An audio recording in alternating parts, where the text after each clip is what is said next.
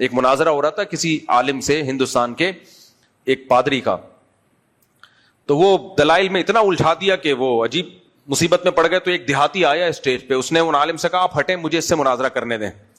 لوگوں نے کہا بھائی اتنے بڑے عالم سے اتنی پیچیدہ بحث ہو رہی ہے, تو کیسے مناظرہ جیت سکتا ہے؟ اس نے کہا میں جیت کے دکھاؤں گا. بحث شروع ہوئی. اس نے تو پادری سے بولا کہ پادری بتا تیرے کتنے بچے ہیں؟ اس نے کہا 6 بچے ہیں. اس نے کہا یار تیرے 6 بچے ہو گئے, تیری شادی کو 10 سال ہو گئے, اور اللہ ہمیشہ سے ہے, اب تک اس کا ایک ہی بچہ ہے, معاذ اللہ, اب تک کیا ہے, ایک ہی ہے. تو اس نے تو دیسی الفاظ میں بات کی. بعد میں علماء نے اس کو علمی انداز سے بیان کیا کہ دیکھو اگر کوئی چیز نعمت ہوتی ہے نا تو اس کا زیادہ ہونا یہ کمال ہوتا ہے. مثال کے طور پر پیسہ ہونا عذاب ہے یا نعمت ہے؟ نعمت ہے. تو جتنا زیادہ ہوگا اتنا فخر کرے گا آدمی. کیا خیال ہے؟ اور پیسہ ہونا, بیمار ہونا ایک زحمت ہے, عیب سمجھا جاتا ہے. تو جتنا زیادہ ہوگا اتنا بڑا عیب.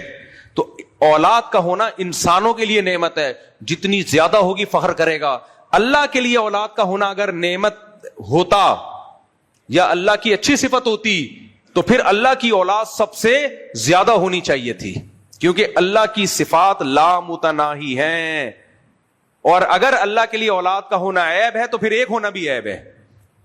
سمجھ میں آ رہی ہے بات؟ بعض دفعہ علمی دلائل سے بات نہیں چلتی, ٹیکنیکل طریقے سے بندہ سمجھ جاتا ہے.